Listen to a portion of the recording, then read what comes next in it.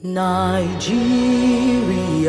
we hail thee, our own dear native land. Though tribes and tongue may differ, in brotherhood we stand. Nigerians all are.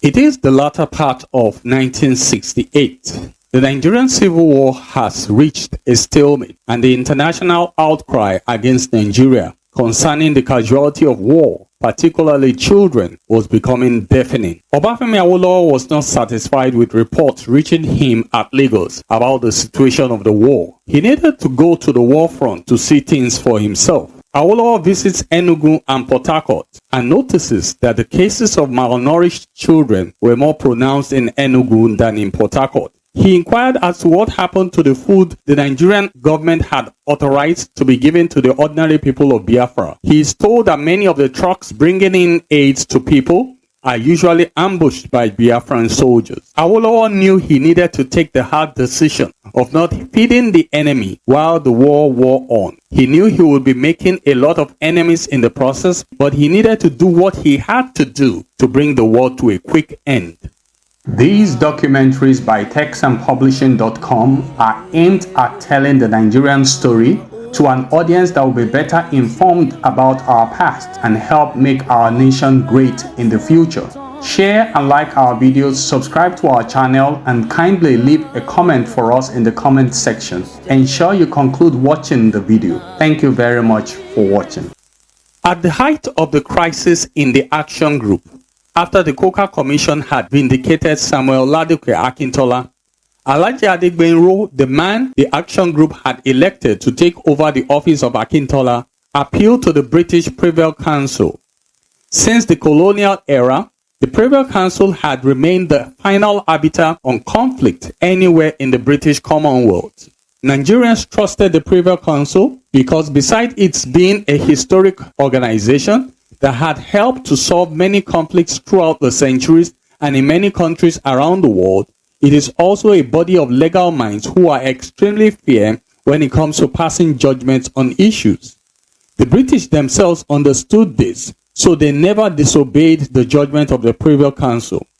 Herbert Macaulay, that foremost Nigerian nationalist, came to national reckoning after winning many celebrated cases against the British at the Privy Council in 1921 and in 1928. Another reason why the Privy Council was central to political life for the British was because these people realized that conflicts were usually the product of bad judgment. When people realize that they have been cheated, they usually resort to jungle justice or violence to settle scores with their enemies. In the 19th century, the British brought forward a law they called the Pax Britannica, where conflicts were outlawed in all lands where the British did business. When they came to Nigeria, many parts of the country were at war with each other. Even the Action Group crisis was a replay of the relics of the conflicts between the Oyo-Ibadan axis of Yoruba land against the Ijebus. One of the ways the British ended those wars was to institute fair adjudication of conflicts. It was so effective that the locals began to trust the white man to help resolve his troubles with his neighbors. Besides, there were also effective policing systems to enforce the laws in the land. Many nationalists like Obafemi Awolowo and S.L. Akintola took up the legal profession not only because it was profitable, but because they could see how law and order could prosper a society. It is interesting to note that the moment the British left the shores of the country, Nigerians picked up the gauntlet of wars where they had left it before the British came. There would have been no crisis in the western region if the authorities respected the laws of the land or the agreements between parties. The moment the Balewa government began to support Akintola, not on principle but for political advantage, they had begun to beat the drum of civil war in Nigeria. All that could also have been easily nipped in the bud if our leaders had simply obeyed the pronouncements of courts. It was clear that the Nigerian courts, even as of that time, had become very compromised by politics, and that the most unbiased assessment of the situation had to come from outside the shores of Nigeria. This is why the judgment of the Privy Council on the Western Region crisis was so very important. Eventually, on the 27th of May 1963, the Privy Council ruled on the crisis in the Western region. They made it clear that based on available evidence before them, Alhaji Adigbenro was the rightful premier of the Western region. They came to this summation based on the fact that the governor of the region of that time, Oba Adesoji Aderemi, the Ooni of Ife, was rightfully constituted, and it was within the laws of the land for him to accept a majority position of members of the Western House of Parliament who had signed a document making it clear that they had lost confidence in the leadership of Akintola. There was no need for a physical gathering to effect a vote of confidence on Akintola again. The document and the signatures were sufficient. When the ruling reached Nigeria, the Balewa government rejected it. It was the first and the last time that a government in Nigeria would not obey the ruling of the Privy Council. On the 1st of October 1963, the Balewa government declared that Nigeria was now a republic and no longer answerable to the British Crown, and thus had all reasons to disobey the judgment of the Privy Council. This action of shifting the goalpost in the middle of the game cost Nigeria dearly. Another factor that precipitated the Nigerian Civil War and the crisis that led to it was the situation in the Nigerian military. The army of this country used to be known as the Queen's Regiment. They were mostly populated by British officers. The history of the army on Nigerian soil dates back to the 19th century, when the British would usually supply soldiers to accompany the workers of the Royal Niger Company as they did business with the local people of Nigeria. Subsequently, the British Army began to gain more and more ground on Nigerian soil as the British utilized weapons to take over swaths of land and kingdoms in the country. The army had therefore been integral to British rule. They offered the sword with which they enforced their rule on the citizenry of the country. During the Second World War, many Nigerian men fought for the British against Hitler and the Axis powers. When these men returned to Nigeria, most of them were decommissioned, but a few of them were left to assist the British officers. Some of these men were later recommended for more training and ultimately attained the officer cadre in the army. The first Nigerian to be commissioned an officer in Nigeria was a man called Wellington Umobasi. He bore the commission number N1. Nigeria's N2 was Johnson Aguiyi-Ironsi. N3 was Adewale Ademulegun. Not many Northerners were in the top echelon of the Nigerian army in its early days, and this is because until the late 1950s, Northerners did not see any reason to join the Nigerian army. However, between 1959 and 1962, there was a ramping up of enrollment of Northern soldiers both within the officer corps and the recruits. All this would have been fine, except that by the time men like Adewale Ademoyega were entering the officer corps in 1961, they realized that the standards were being lowered for Northern candidates. So, while men from Southern Nigeria had to have at least 4 passes in their examinations, Northern officers were taken in with lower qualifications. This created some ill blood among officers in the army, and it was likely managed because the colonial government and even the Balewa government kept the army sufficiently sponsored. They had all the money they needed, and they had no reason to complain. Their single assignment was to keep the government working, and if there were any issues, they were supposed to look the other way. The British also did not help matters because they soon realized that the army should not be populated with thinking men. They preferred to have people who would simply obey orders and not question things too much. This is why Adewale Ademoyega was the last graduate to be taken into the Nigerian army. That was 1961. At that time also, the notion of socialism and communism was quite popular around the world. Men like Fidel Castro and Che Guevara had taken over power in Cuba, and they were defying Western capitalist ideologies. There had been successful coups in Egypt in 1952 and Sudan in 1958, and the young officers in the Nigerian army were discussing these things freely. It was only a matter of time before the tinderbox blew out in Nigeria. Young military men are trained to lay down their lives for the good of their country. What Nzeogo and Ifejuna did was consistent with the tenets of their training and the trends of that time. Yakubu Gowon arrived in Nigeria on the 13th of January 1966 from a training overseas. On his way to the country by boat, people kept coming to him and telling him that a coup was about to take place in Nigeria. He told them that it was impossible. Well, the events that followed showed that what might be impossible could very well be possible. The months between January and July 1966 were very trying times for Nigeria.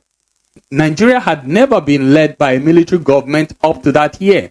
All the known institutions in the country had been tainted by politics and ethnic bias, and it was only the military that was pristine to a certain level. But as it stood, even the military was also joining the conflict. Northern officers were unhappy for two reasons. Firstly, the way some of their best officers like Memelari were killed. Secondly, the authorities had suggested executing the coup plotters, but they were still in prison and nothing had been done to them. There was also the slow and indecisive manner Ironsi handled the government. Ironsi could not be blamed for this because, in a practical sense, Ironsi was a soldier who had been trained to take orders and not to formulate policies and give directions. He was learning on the job. Also, at some point, a wicked rumor began to permeate the army that the coup was an Igbo coup. Those who peddle this theory explain that this is the reason why no one in eastern Nigeria was killed. But this fact is not true. The premier of the eastern region had been designated for arrest, but the young man sent to handle things there bungled matters. Also, at least one Igbo officer was killed in the January coup. His name was Lieutenant Colonel Otto Unegbe. Finally, anyone who knew Chukwuma and Nzeogo well understood that the young man was simply Igbo in name alone. He was thoroughly Hausa in his dressing, accent, and lifestyle. It only happened that most of the majors that were brought into the planning of the coup were men who were his rank in the army, and they just happened to have been Igbo. There were a few Yorubas also. It could also be argued that the main planners of the January coup represented the three regions of the country: Nzeogo from northern Nigeria, Ifejuna from the east, and Ademoyega from the west. The final straw that broke the camel's back over the Ironsi regime was the unification decree that he and his cabinet passed on the 24th of May 1966. Ironsi had a lot of NCNC people around him who advised him, and a few of them sold the idea of a unitary government as against the federal system Nigeria runs to him. Ironsi bought into this idea because it was very similar to how the army runs. Unfortunately, by the time the news got to the north, they were convinced that the unification decree was designed to undermine northern Nigeria permanently. The rumor that Ironsi had been part of the planning of the Igbo coup took fruition, and riots began to tear through northern Nigeria. In the process, many Igbo people were killed and their businesses were looted or burned down. The Ironsi government called for calm and made efforts to repeal the decree, but it was too late. The riots in the north continued unabated. Many lives were lost in northern Nigeria, and it appeared that the military was giving aid to people to continue the killing. Ibrahim Babangida, in his memoirs, told the story that northern Nigerians could not return home because their people were insulting them and challenging them to avenge the killing of the Saldana. In July 1966, Ironsi undertook a tour of the whole country. He wanted to assure Nigerians, particularly native rulers, that his policies were well-meaning. On July 28, 1966, he arrived in Ibadan and was the guest of Adekunle Afajuyi, the military governor of the western region at the time. Unbeknown to Ironsi, crisis had broken out in the Abeokuta military barracks. Some northern soldiers heard that Igbo soldiers were holding a meeting to carry out another coup. These soldiers got their guns and gunned down no less than 60 soldiers of eastern Nigeria extraction. News reached Ibadan that there was crisis in Abeokuta, and rather than quell the crisis, T.Y. Danjuma led some junior officers and arrested Agiu Ironsi. Ironsi was on the phone throughout that morning trying to get Yakubu Gowon, who he believed could rein in the soldiers. Gowon could not be reached on the phone. Iransi and Fajui were subsequently arrested at the government house in Agodi, Ibadan. They were driven to the outskirts of Ibadan, where they were beaten and then shot dead. Following the death of Iransi, there was a leadership tussle in the military because the most senior northern officer as of that time was Yakubu Gowon. The boys who overthrew the Iransi government vowed that only a northerner could lead the government. Gowon was a Christian from the middle belt of Nigeria. He fitted the bill to an extent and he was sworn in as the nation's head of state. 2 days after Gowon came to office, he announced that Obafemi Awolowo and others had been pardoned. Gowon sent a plane to bring Awolowo directly to Lagos. He met him himself at the airport. He told Awolowo that his government would be counting on his experience. Awolowo replied that he was available to serve Nigeria all the time. Obafemi Awolowo was then driven to Ikenne by Muritala Muhammad. Even though the government had announced Awolowo's release from prison on radio, a lot of the populace had still not heard that he was out of jail. As they drove to Ikenne, they stopped at the fuel station to buy gas at Ikorodu. The young man selling the fuel peered into the car and saw an older man sitting next to a military officer. At first, he made little of what he saw, but at a second glance, he realized he was staring directly at Awo. He began to shout, "Awo! Awo! Awo!" By that time, Muritala Muhammad's driver had put the vehicle into maximum speed, leaving the people in that vicinity running after the car. Obafemi Awolowo arrived in Ikenne around noon to a tumultuous crowd in his compound. He went immediately to the warm embrace of his dutiful wife and mother of his remaining 4 children. The children kept talking at their father and asking if he was the one or if they were only dreaming. The house was filled with people who had come to rejoice with the family. Every inch of space in the house was occupied by people rejoicing at the return of their leader, including even his bedroom.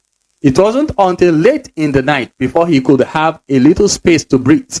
No less than 20 leaders of the action group were in the house to felicitate with their leader. The rejoicing was not limited to Ikenne or the Southwest alone.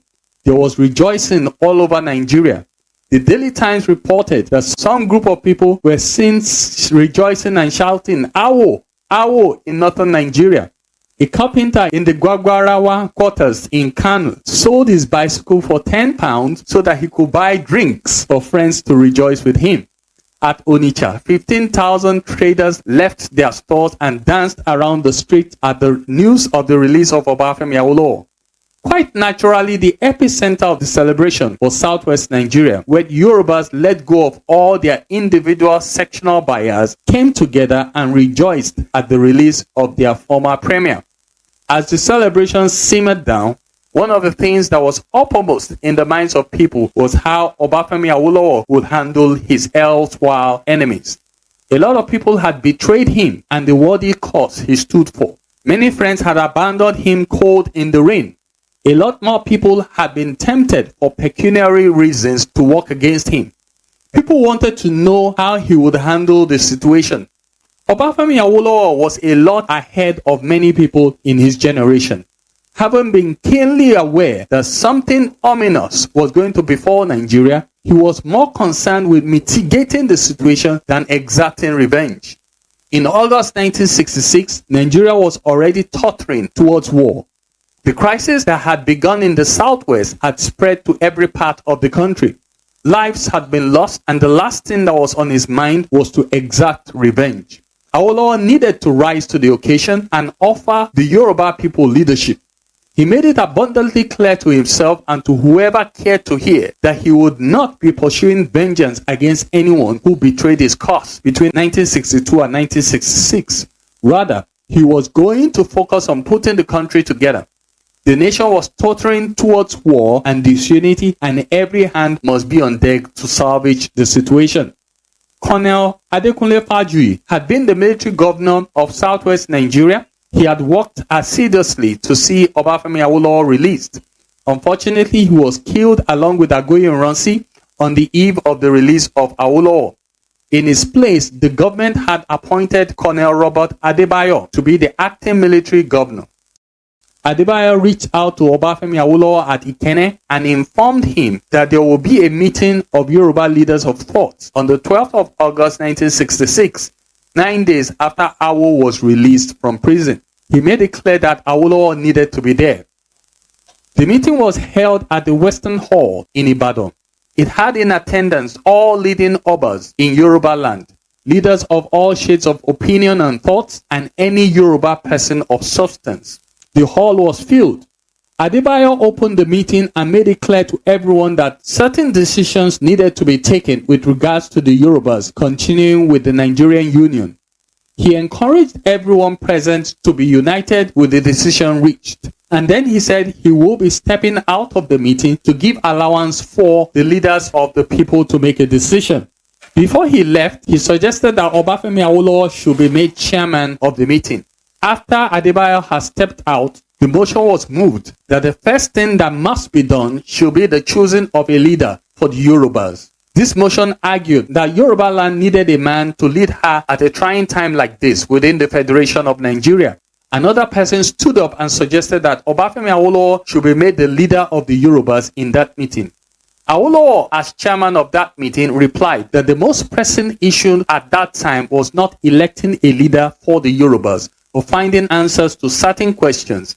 He then ruled the motion out of order, but people insisted that the motion was in order. After listening to arguments against his ruling, Awolowo could see that most of the people pressing for the motion that he should be made leader of the Yoruba nation were former members of the NCNC and the NNDP. It then occurred to him that if even his one-time enemies could recognize his leadership abilities, why not give the suggestion a vote?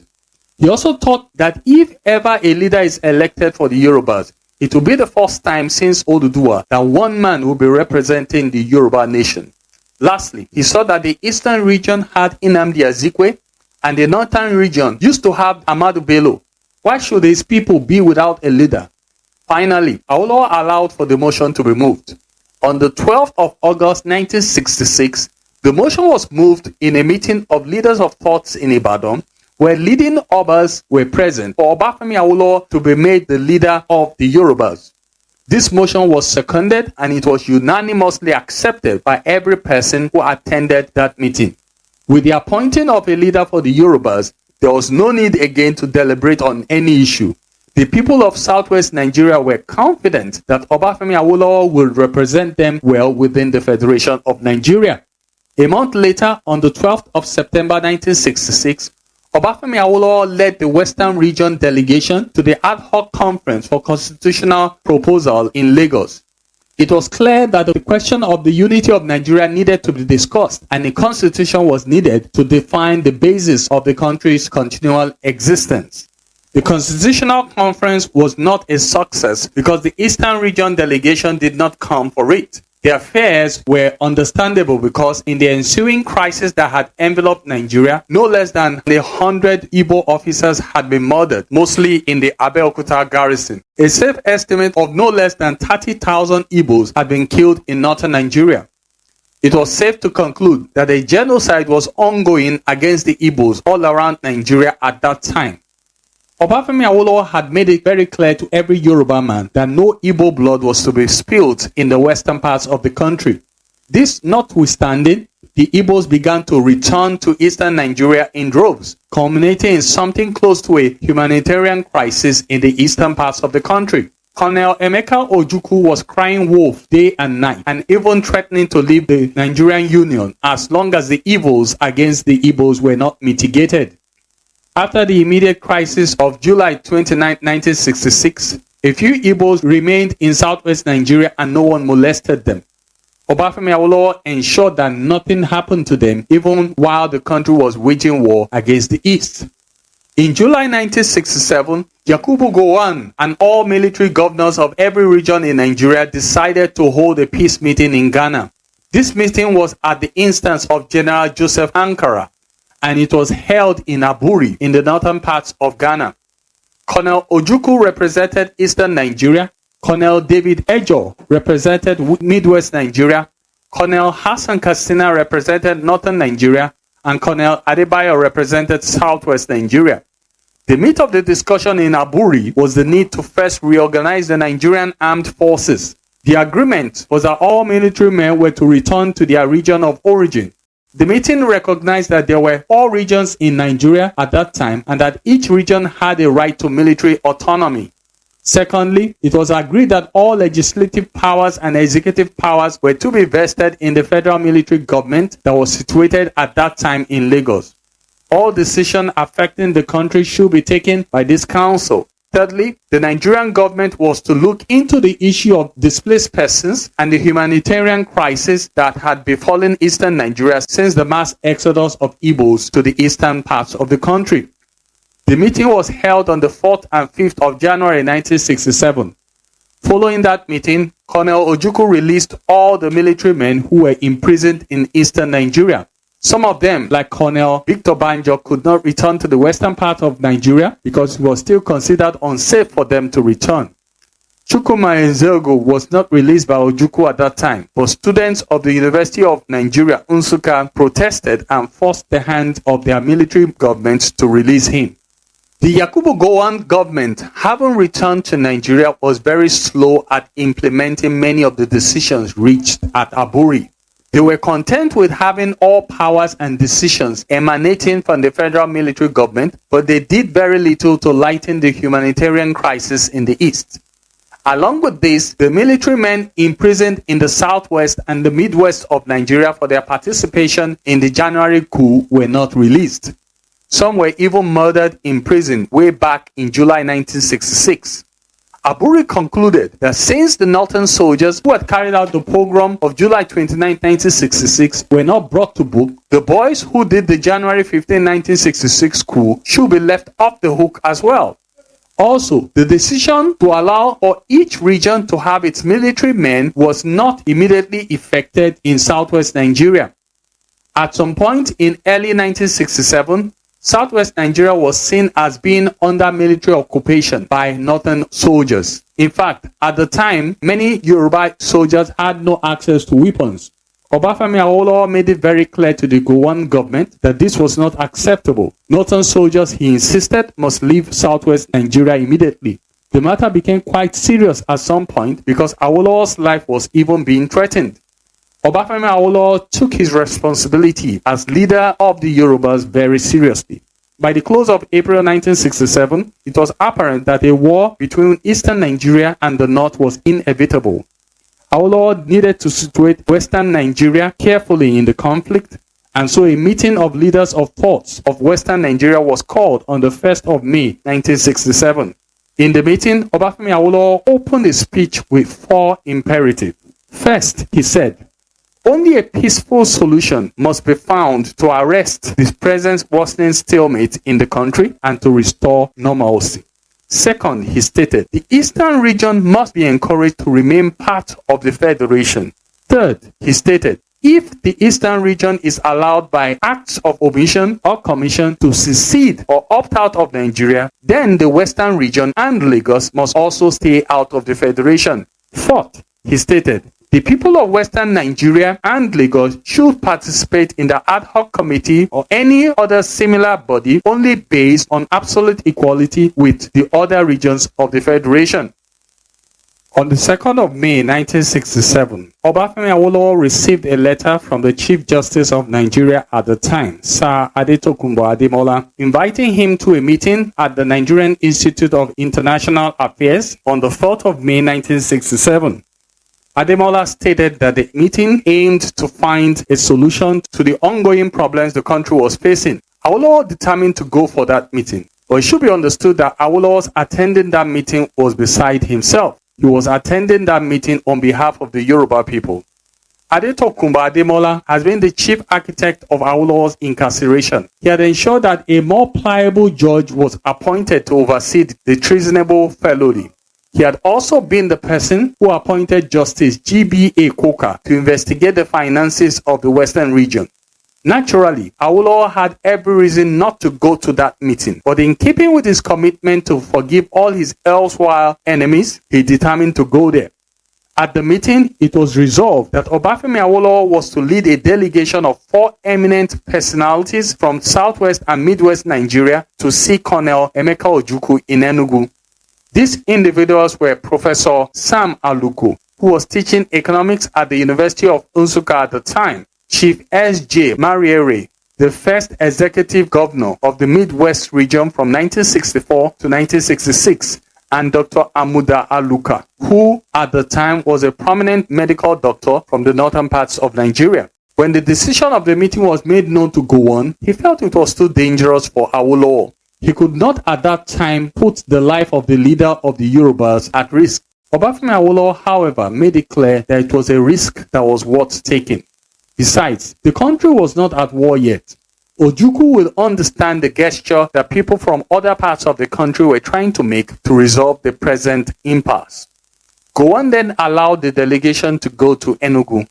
It should be noted that outside the meeting of military governors and Gowon at Aburi, this meeting by a delegation that was purposely called a conciliation committee was another meeting that was called to bring an end to the impasse in the nation at the time. Colonel Ojukwu, as of May 1967, had been threatening secession. He complained that the Gowon government had imposed an economic blockade on eastern Nigeria. He said that the Nigerian government was no longer paying the salaries of federal workers in the east. He also stated that the decisions of Aburi were not being implemented. The conciliation committee that Obafemi Awolowo was leading to Enugu would try to reconcile Gowon and Ojukwu. It was said that the outcome of that meeting would decide whether the country will go to war or not. The meeting with Ojukwu held at the government house in Enugu on the 6th and 7th of May 1967. In 1967, Colonel Ojukwu was the military governor of eastern Nigeria. Ojukwu was the son of the business mogul Sir Louis Ojukwu. Emeka had studied history in London and returned to Nigeria to work with his father. He would eventually join the Nigerian military to get away from his father's overbearing tendencies. Because he was one of the few university graduates in the army of those days, he rose quickly through the ranks. At the time of the coup in 1966, Ojukwu was the head of the Nigerian military garrison in Kano. He would eventually be appointed governor of eastern Nigeria by the Ironsi government. Ojukwu initially opposed the appointing of Gowon as head of state. He argued that there were many other officers ahead of Gowon in the military, including himself. This personal feud may also have contributed to the imbroglio the country found itself at that time. Ojukwu would not submit to the leadership of Gowon. There was no official minutes taken from the meeting of the conciliation committee held at Enugu. Attendees simply took down notes and spoke offhand. Unbeknown to the conciliation committee, Colonel Ojukwu had all the discussion at that meeting secretly recorded. It was after the war was over that Nigerian soldiers discovered the tapes and had them sent to Lagos. The text of that meeting can be found in a book published by John West, publication in 1981, titled Awo on the Nigerian Civil War. The meeting commenced with Colonel Ojukwu thanking his guests for coming to see the situation in eastern Nigeria and to speak with the leadership there.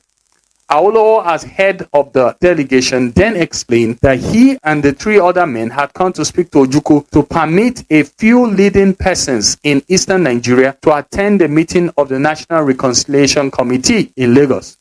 Ojukwu responded by saying that there were too many things wrong with the whole idea of a reconciliation committee at that time. First, he felt that the conveners, which will include Sir Ademola and possibly the Gowon government, were persons who stood discredited in the eyes of the people of the East. Second, Ojukwu took umbrage with the idea that the committee had already nominated a few people from the East to attend. He wondered why other parts of Nigeria would choose representatives for them. Lastly, Ojukwu complained of the suffering of the people of eastern Nigeria and the Nigerian government's nonchalant attitude to their complaints. Awolowo accepted that somebody like Sir Ademola stood discredited, but he observed that he had more personal grounds with that man than anyone else in that room, and that if he could work with that man, others could also try.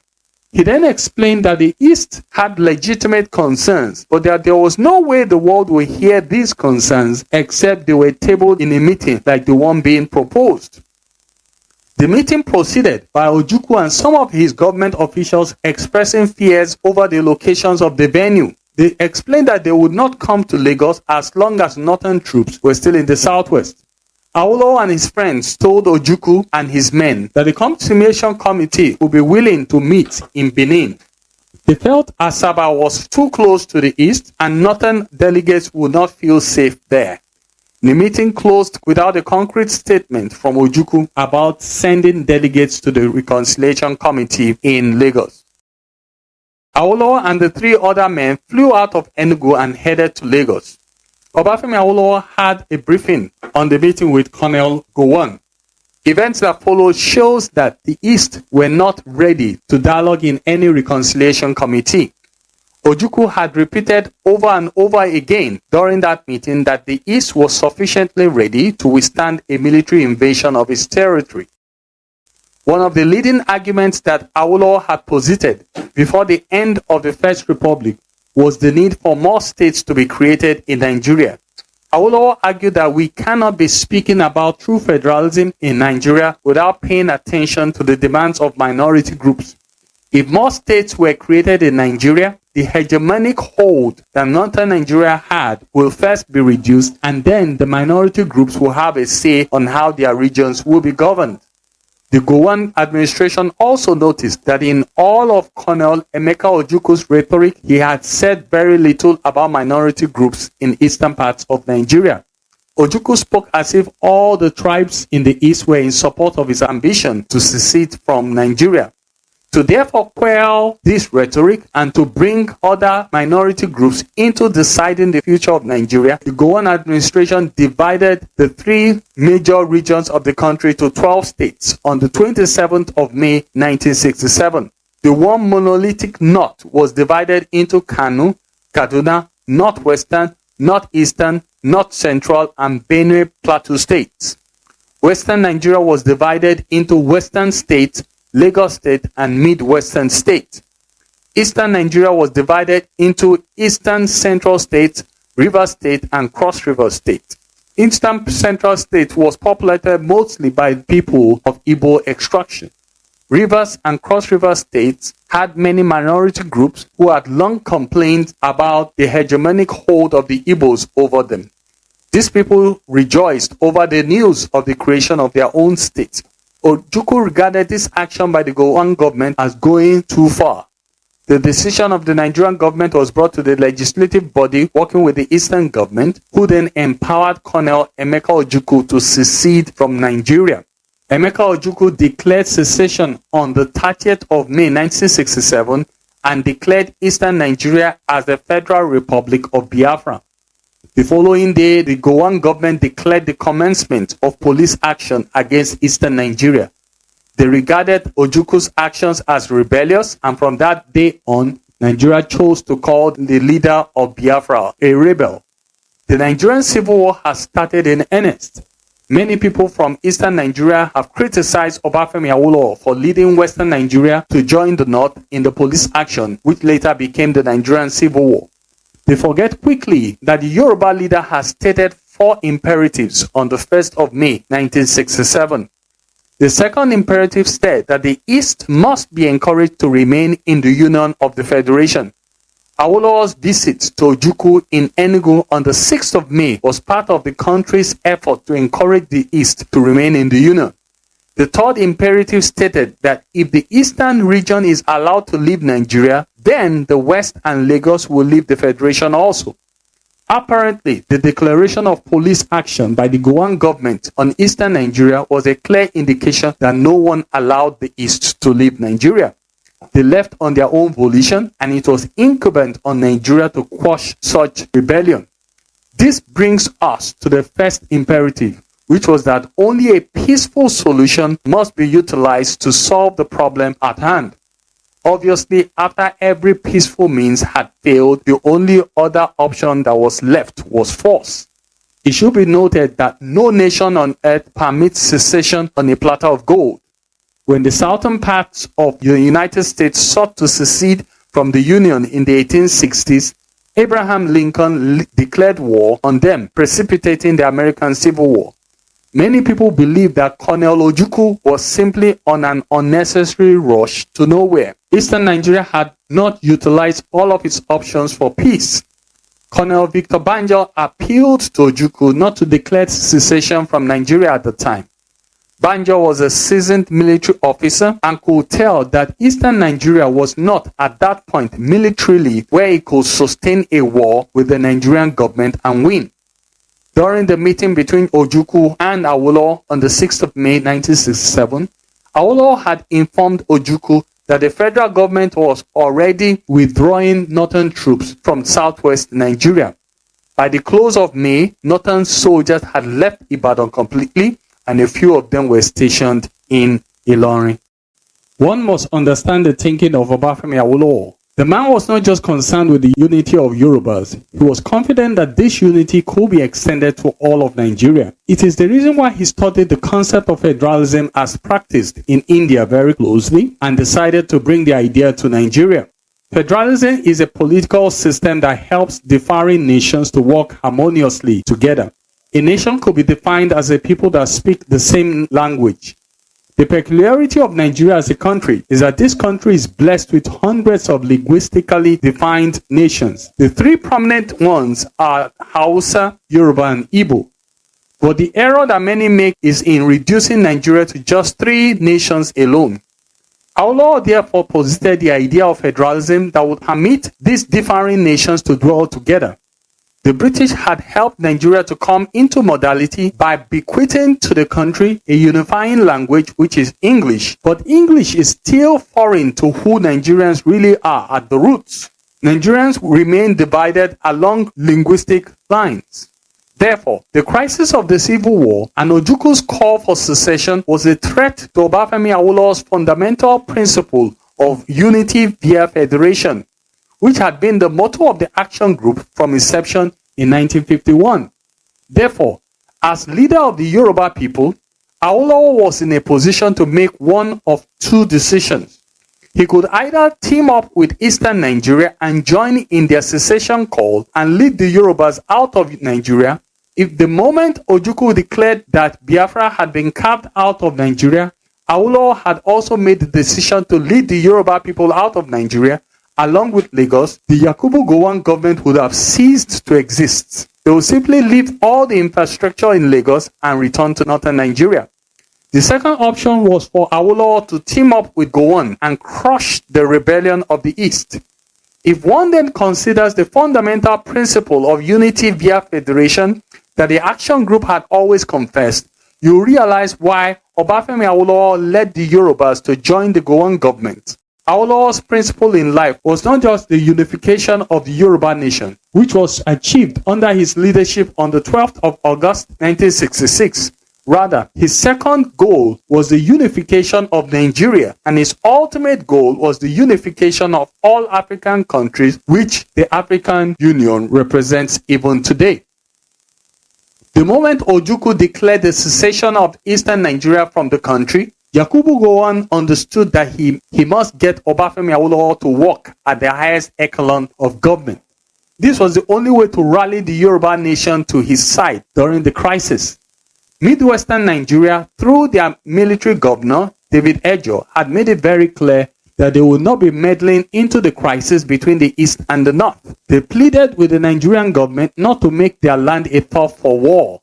In the first week of June 1967, Obafemi Awolowo was still consulting widely with Yoruba leaders with regards to the position that Western Nigeria would take in the conflict.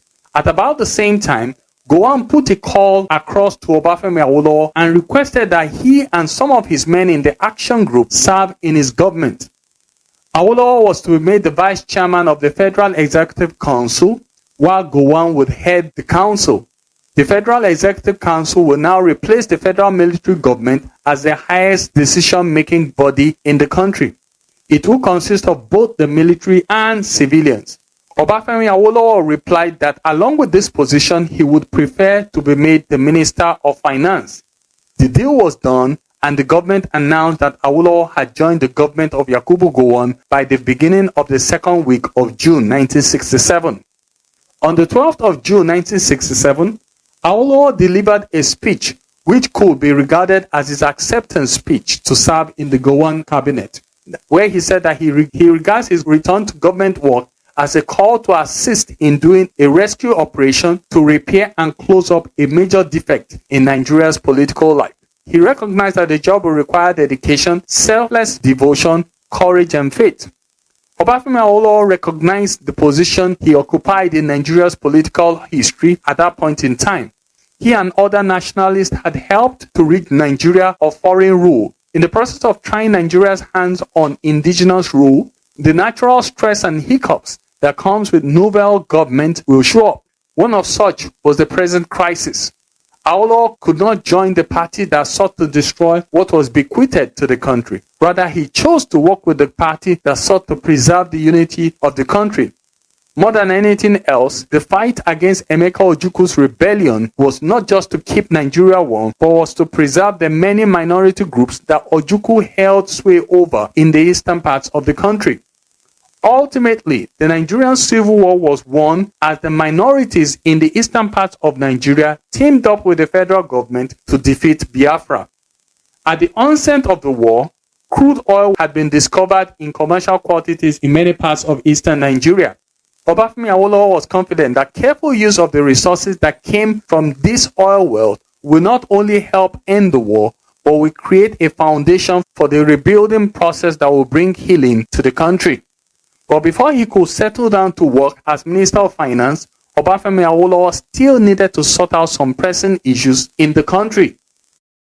On the 9th of September 1967, Brigadier Victor Banjo led an army of Biafran soldiers into the midwestern parts of Nigeria.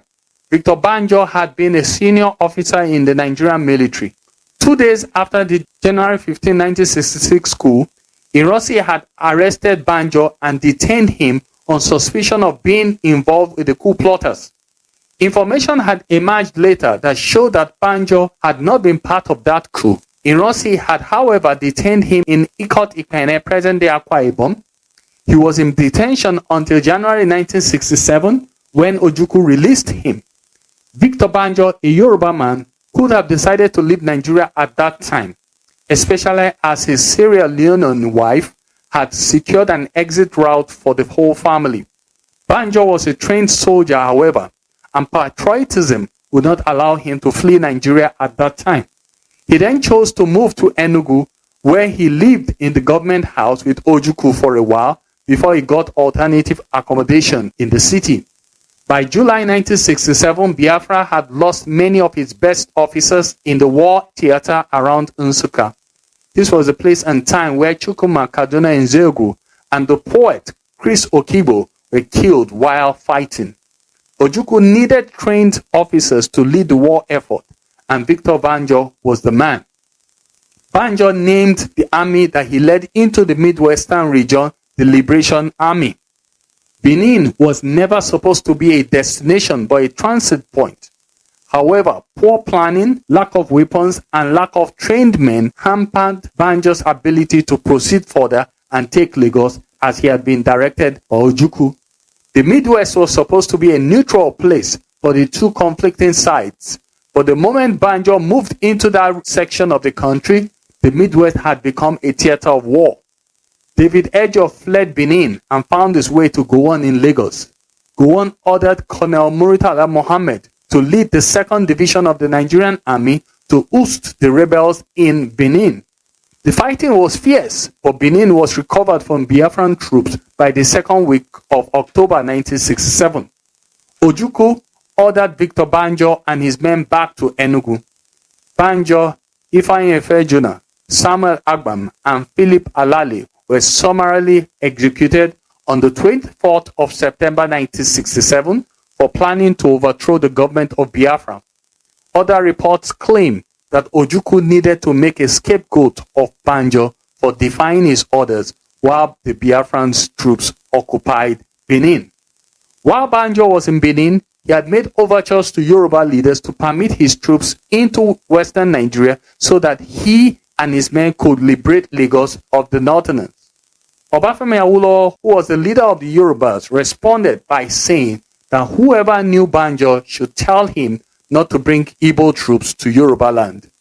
Even while the Biafran troops occupied the Midwest, the people of that land complained of being oppressed by the occupiers.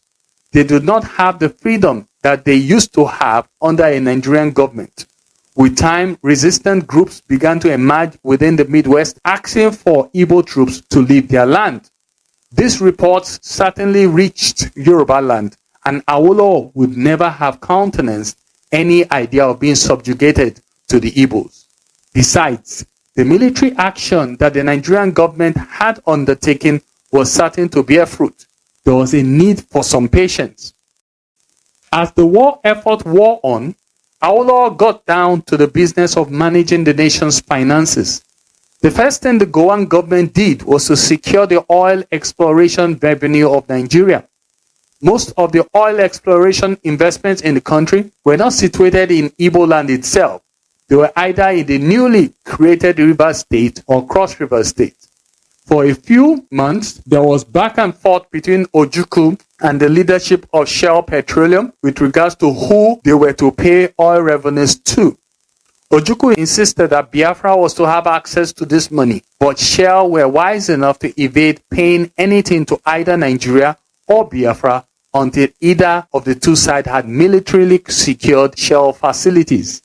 The battle for Port Harcourt was mainly for this purpose, and the moment the Nigerian army seized that city on May 19, 1968, Shell could repatriate money to Nigeria.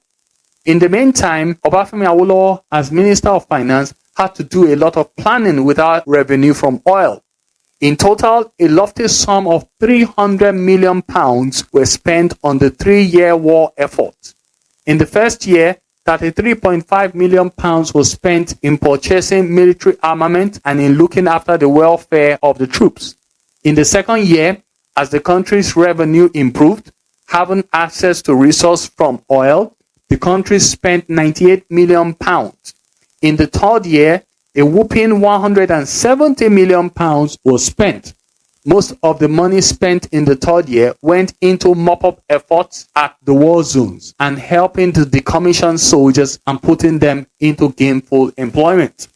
The one positive that the Nigerian Civil War brought about was that it reduced unemployment drastically. The country utilized all available hands to pay the young men who put their lives in harm's way to secure the peace of the country. Obafemi Awolowo held two theories throughout the war. He said that Nigeria needed to win the war and to also win the peace. Winning the war would require putting in all the resources, manpower, and money to ensure that the rebel forces were squashed. Winning the peace would mean that the country does not return to the path of violence again. To win the peace, Obafemi Awolowo said there will be no genuine peace in this country unless in the main, the war against grinding poverty, hunger, preventable disease, squalor, and ignorance among the masses of our people is waged throughout the land with the same united purpose, patriotism, and grim determination as we had waged the war against secession. It is perhaps not generally realized that in all history, the root cause of rebellion and violent discontent are the evils which we have just enumerated. Even while the war effort was ongoing, the Ministry of Finance ensured that a sum of £500,000 was given to states as a grant to encourage agricultural activities. Obafemi Awolowo said that the ministry he headed was willing to give more if the states had provided workable plans on how to use these monies. This sum was given out every year for the 3-year period the war wore on. The Ministry of Finance also ensured that Nigeria did not approach the International Monetary Fund for loan towards the war effort. Two things dissuaded them from this. First, there was the danger that some friends of Eastern Nigeria at the IMF may choose to blackmail Nigeria with these funds. The second reason was that Awolowo felt that loans were meant for developmental purposes and not for destructive ends like wars. In the middle of the war, the question of whether Nigeria should continue to remain in the Stalin group also came up. There were rumors that the British were planning to devalue its pound sterling. While the Nigerian pound was a lot different from the British pounds, there was a lot of connection between the two countries' finances. Obafemi Awolowo got a few economists in the Ministry of Finance and the Central Bank of Nigeria to study the outcome of Britain devaluing their currency and the effect it will have on Nigeria's pound sterling. The eventual memorandum on the subject suggested that if Britain devalued their money and Nigeria did not devalue, there will be little loss to the Nigerian economy. A year after this investigation was made, Britain devalued their sterling. Obafemi Awolowo insisted that Nigeria would not follow suit. The resulting effect was a little loss in the country's economy, as against a greater loss if the country had devalued the currency. Apparently, in the middle of financing a costly war, Awolowo and his team were thinking of life after the war. At some point during the war, Emeka Ojukwu remarked that he was convinced that Biafra was not fighting Nigeria, but was fighting one man, Obafemi Awolowo. In the latter part of 1968, Obafemi Awolowo decided to visit the war front. He knew that many of the reports he was getting from the soldiers and other witnesses may have been tainted a bit. He visited cities that had been liberated by the Nigerian army, which included Enugu, Calabar, and Port Harcourt. He noticed that the cases of malnourished children were more pronounced in the Enugu areas than other parts of the east. He asked about efforts that the Nigerian government was making to ensure that the Red Cross got food and medicine to people who were mostly in need of it. He learned that many of such vehicles conveying this much needed food and medicine were being diverted by Biafran soldiers. Nigeria had to make the hard decision of not feeding the enemy. There was also the question of why £20 only was given to every adult male with a deposit in a bank after the war. Awolowo explained that a lot of mechanism was put in place to bring about economic recovery to eastern Nigeria after the war. First, the Ministry of Finance ensured that all allocation that should have gone to the eastern parts in the 30 months that the war was waged was released to them in one fell swoop after the war. This resource was put into revitalizing the economy of eastern Nigeria immediately. Secondly, the Nigerian government directed the Ministry of Economic Planning to place emphasis on reconstruction of war-torn areas in the eastern parts of the country. The Niger Bridge was fixed and vehicular activities resumed on it. On the question of £20, Obafemi Awolowo directed the Central Bank of Nigeria to come up with a recommendation on it, because a lot of people claimed to have money in the bank, but many bank records had been destroyed during the war. The Central Bank of Nigeria decided on the £20 policy, and Awolowo simply approved it. There's no doubt people of eastern Nigeria still hold a grudge against Obafemi Awolowo on the outcome of the Civil War. They believe that if Awolowo had led the Yorubas out of Nigeria, their own secession plan would have succeeded. They failed to see that Obafemi Awolowo never had plans for a fragmented Nigeria. One of the driving visions behind his nationalistic endeavors against the British was that while he accepted that Nigeria was the creation of the British, Nigerians could govern themselves. He would therefore not wish to inherit a united Nigeria from the British and then bequeath a divided Nigeria to posterity. If Obafemi Awolowo was selfish and self-centered, he could have ridden on the advantage of his being leader of the Yorubas to extricate Yoruba land from Nigeria and then rule over it as if it was his own personal fiefdom. Awolowo could see the advantage that every section of Nigeria brings to the overall Nigerian vision. His vision for northern Nigeria was to have the minds of the average northerners sufficiently enlightened. It did not matter what the person does with his education afterwards, but he understood that there was a greater possibility for right judgment from an educated class. The whole idea of feudalism will fizzle out the moment majority of the people of northern Nigeria were sufficiently educated.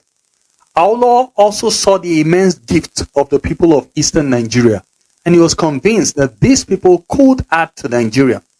Obafemi Awolowo's leading philosophy was in the intrinsic worth of the human being. The fact that man is created in the image of God is all that matters. The question of tribe and where people hail from is only secondary. When a man is sufficiently educated, he brings a lot to the table that can help aid national development. Obafemi Awolowo's ultimate goal was the unification of all of Africa. He could not start that unification process by presiding over this disintegration of Nigeria. The Nigerian Civil War ended on the 15th of January 1970. A day before, Emeka Ojukwu had fled the shores of Nigeria to Ivory Coast. His successor, Philip Effiong, invited Colonel Olusegun Obasanjo, the commander of the 3rd Marine Commando, for discussions and to sign an armistice. Obasanjo flew Effiong and some Biafran warlords into Lagos, where a mini ceremony on surrender was performed. Throughout the war, Obafemi Awolowo led a Ministry of Finance that was above board. Nigeria's sales of oil was increasing, and the little debt that had accrued from the war effort were easily paid off. However, a few things began to happen in the Gowon government that Obafemi Awolowo was not happy about. The first was the allegation of corruption that had begun to haunt the Gowon administration. Obafemi Awolowo advised Gowon on a few things that could be done, but his advice was largely ignored. Gowon had counted a great deal on Awolowo's counsel during the period Nigeria was in crisis. But the moment Nigeria entered the post-war era, the old man was now being given less consideration in government matters. Besides, Gowon had promised the nation that following the war, the military will make effort to put the country back on sound footing and then hand over power to the civilians in 1976. Later, Gowon told the nation that 1976 was no longer a feasible date. He then postponed the date of handover indefinitely. Awolowo made his resignation letter public, stating clearly that he does not want to be part of the Gowon administration from the 1st of July 1971. He also made it very clear that he had wished to leave the government the very moment the war ended, since that was the main reason he had been invited to serve. But he needed to sort out the budget for the year 1970 and 1971. He also needed to put into work a 4-year development plan his ministry had proposed for the country, so that his successor in office would not be beleaguered with too much work to figure out issues on ground. Finally, Awolowo made it clear that he had 3 books to write, which will require he does some considerable research to write them.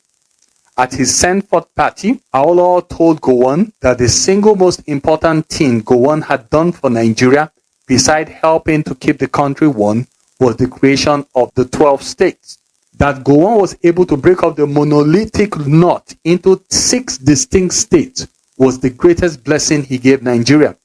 It might have precipitated the war, but it was the one thing that could help keep Nigeria going in a true spirit of federalism.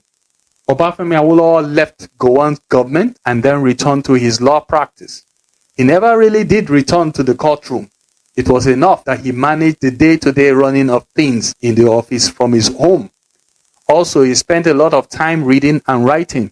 He was also never in short supply of speaking engagements. By this time in his life, all his children were married and had families of their own. His youngest daughter, Tokunbo Awolowo Odosumu, was married in 1973. Obafemi Awolowo therefore spent a lot of his time reading, writing, and taking care of his grandchildren. He continued to keep an eye on happenings in Nigeria, and his opinion on issues were always sought after. Nigeria, we hail thee, our own dear native land. Though tribes and tongue may differ, in brotherhood we stand. Nigerians all are proud to serve our sovereign motherland. Our flag shall be a symbol that truth and justice reign. In peace, oh, bow to honor it, and this we count as gain. To hand unto our children a banner without stain. O God of all creation, grant these our one request. Help us to build a nation where no man is oppressed,